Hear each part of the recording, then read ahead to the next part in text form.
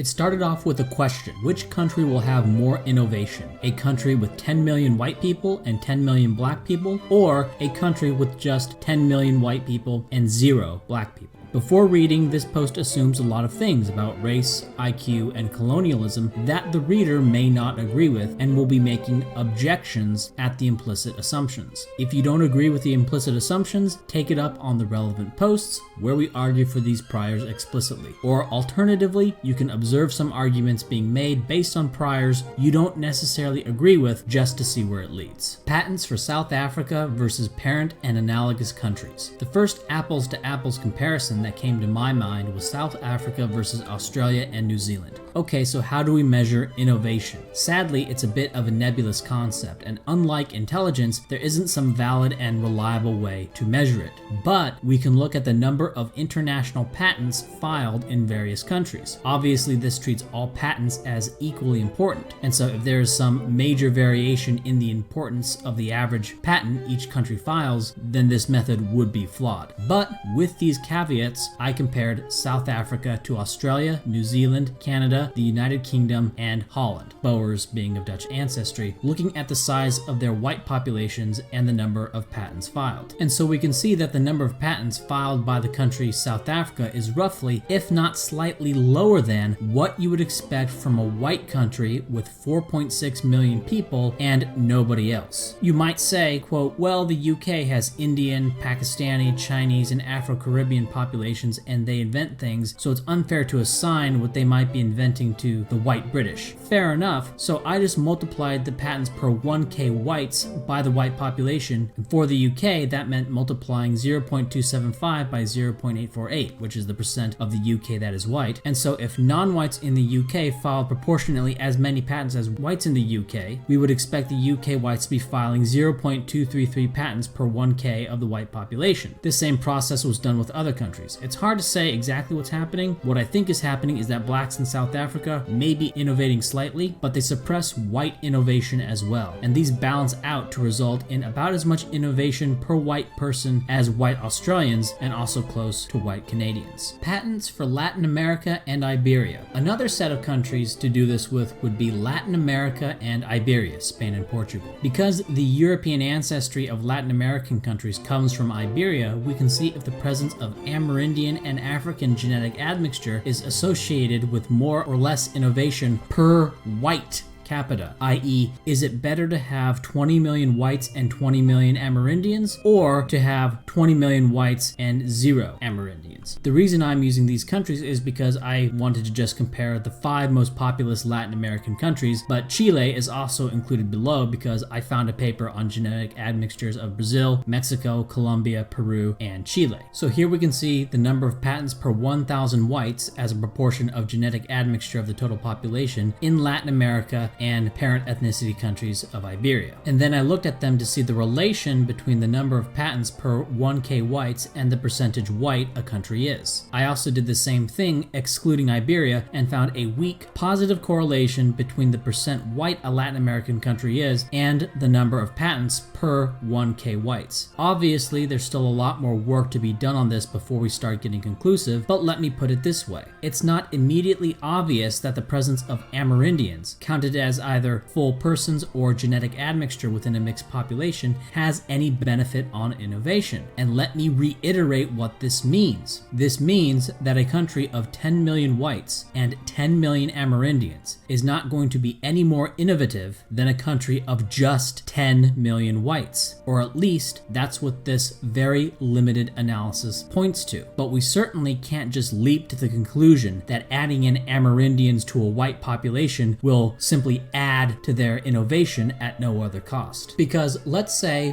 1 million whites issue 100 patents and 1 million Amerindians issue 10 patents. A country of just those 1 million whites would have 100 patents, or 0.1 patent per 1,000 whites. But if there are also 1 million Amerindians, there would still be only 1 million whites but 110 patents. Thus, the number of patents per 1k whites would be 0.11. Thus, there would be more innovation thanks to the presence of the Amerindians, even though the Amerindians are innovating at at a lower rate. But it seems like this is not happening, that there is a suppressive effect of Amerindian admixture on the white population, which roughly cancels out any additional innovation you get from simply having more people, having that Amerindian population, again expressed either as quote-unquote purebred individuals or genetic admixture within a heavily admixed population. Diversity in school performance. Data from the National Assessment of Educational Progress shows that white students and black students in black schools do worse on standardized tests than when they are in majority white schools. It's hard to say why, but it seems that the presence of a large number of blacks in a school depresses everyone's cognitive performance, including the blacks. The saturation of a school with a low IQ population, in this case blacks, appears to cause lower cognitive ability as measured by standardized tests. This makes intuitive sense, as it seems like being around smart people would train you to think smart-like, but it could just be that smarter people avoid putting their kids in schools that have a lot of blacks. The effect also probably exists to a lesser degree with Hispanics. Affirmative action. There are several possible mechanisms by which racial diversity can depress innovation, one of which is institutional racism against whites in schools. Based on their number of academic competition winners and SAT scores, whites should be 72% of the student body at elite universities. Based on their population of 18-year-olds, they should be 55%, just based on simple numbers. In practice, whites are only about 44.35% of the students admitted to elite universities, or top 20 universities. Similarly, Asians, who should be 24.06% of the students at top 20 universities, are only 18.09%. Moreover, for any given SAT score, whites actually do slightly better at university. So it's not like blacks and Hispanics catch up or overcome whatever environmental disadvantage you imagine them to have had before they came to university. The gap actually widens. So a white with a given SAT score going in will probably do better. The result is that less intelligent blacks are being pushed into elite institutions at the expense of more intelligent whites. And so if you want a job doing groundbreaking research, that becomes more difficult to do if you are white. The presence of blacks and Hispanics in the applicant pool makes it about 38% less likely that you will even get into the elite institutions. Now, almost certainly some affirmative action blacks and affirmative action Hispanics, against the odds,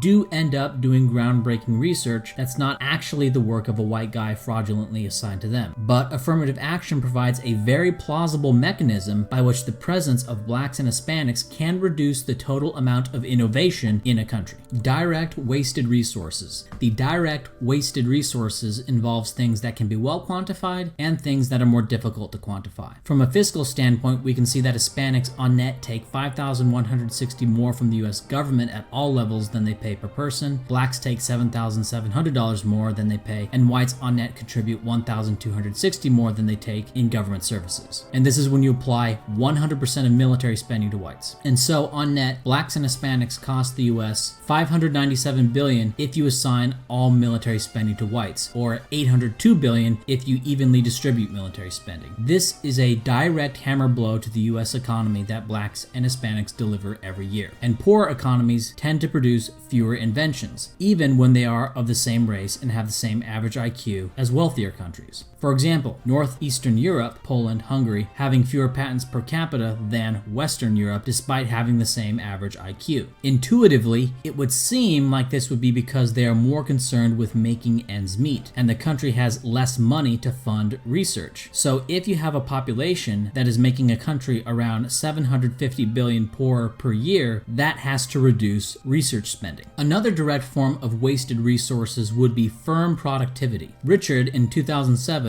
took a measure of productivity of various firms over a period of 6 years and contrasted their performance to their racial diversity. The study was done in the United States, so it isn't likely to be muddled with a faux ethnic diversity in Europe, where a Dane and a Swede working together is considered diverse. Richard found a strong negative relationship between firm diversity and productivity. Another study done in Germany in 2012 by Perrotta found a similar, though less pronounced, negative relation between firm diversity and productivity. The effect size in this study is smaller since they treat a Dutch person working in a German firm as being just as foreign as a Somali immigrant working in a German firm. In fact, even more absurd is that a second-generation Somali living in Germany who speaks German is considered quote-unquote ethnically German, while the Dutch immigrant is tagged foreign. But even with this ridiculous methodology that I can only surmise is designed to mask the true effect of racial diversity in firms in Germany, there is still a significant negative effect. Other forms of wasted resources are more difficult to quantify, or are things I don't have ready numbers for. Examples would be the need for businesses to have diversity consultants, the cost of racism legal battles. Such legal battles would be impossible if the country was 100% of one race. Another cost would be the geographic dislocation caused by the criminalization of racial discrimination. One anecdote I have of this is a Denny's I used to go to. I noticed that over time, the Denny's became a Black and Hispanic hangout. It became loud and the white people started to leave. And then I stopped going. Then one day I saw the Denny's went out of business. The cause is obvious. They lost their white customers, driven away by the Blacks and Hispanics, which the Denny's could not exclude. And so they were left with low-paying and low-tipping Blacks and Hispanics. So what is the result? The result is that the whites now have to go to a new restaurant in some neighborhood that the Blacks and Hispanics don't frequent, someplace less convenient, and now the large building that the Denny's was in is now useless. But this has happened to entire cities. The blacking of Detroit, East St. Louis, Baltimore has resulted in whites moving into suburbs, and in whites spreading out over larger distances, having to commute to work and school, and with all of the attendant costs of that. If you spend 2 hours commuting, you have less time to do anything else, are less productive at work, etc. But those whites are saying by their actions that a 2-hour commute is better than being around blacks. Indirect wasted resources. The indirect wasted resources of racial diversity are more difficult to conceptualize. This would be the result of policy and the effectiveness of government. In countries with large black populations, and thus the government being full of blacks, those countries tend to be considered corrupt. Similarly, big city governments that have lots of blacks and sometimes those with lots of Hispanics tend to be considered more corrupt. And one way to quantify the impact of this is to look at the median household income of racial groups in the United States, and then look at the incomes of the largest cities with a given black, white, and Hispanic population. So first, let's look at median household income by race in the United States in 2014. We can compare this to the median household income in large black cities in the United States. And we can do the same with the median household income of large Hispanic cities in the United States. And we can do the same thing with large white cities in the United States. Now, in the case of blacks and Hispanics, the blacks and Hispanics are worse off even within the United States when they make up a larger proportion of a city. Detroit overall, which includes the whites in Detroit, is poorer than the black US average, meaning that the Detroit black is certainly going to be much worse off than even the number you see for Detroit. We can also compare the per capita GDPs of country groups to their per capita GDP